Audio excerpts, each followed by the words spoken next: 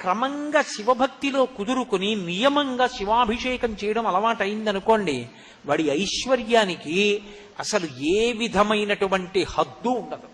అసలు ఐశ్వర్యం అన్న మాటకు అర్థం ఏమిటో తెలుసా? తృప్తి. తృప్తిని మించిన ఐశ్వర్యం లేదు. ఎంత ఉన్నా ఏదో లేదన్నవాడు దరిద్రుడేగా, ఏమీ లేకపోయినా నాకేం లేదన్నవాడు ఐశ్వర్యవంతుడేగా. కాబట్టి నా దృష్టిలో పరమైశ్వర్యవంతుడు ఎవరు అంటే గొప్ప తృప్తి కలిగినవాడు. అంటే నేను కాదా ఆ మాట అన్నాం, శంకర భగవత్పాదులు అన్నారు ఆ మాట.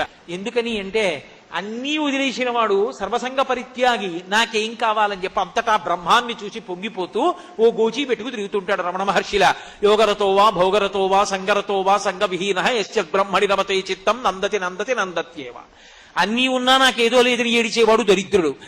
ఏమీ లేకపోయినా గోచీ పెట్టుకుని నాకేం లేదని అంతటా బ్రహ్మాన్ని చూసి పొంగిపోయేవాడు ఐశ్వర్యవంతుడు. అది ఇవ్వగలిగిన వాడు పరమశివుడు. కాబట్టి ఆషాదశమి ఇంకసలు ఆ మాట అన్వయం చేయడం సాధ్యం కాదు, అంత పెద్ద ఎత్తున అనుగ్రహించగలదు.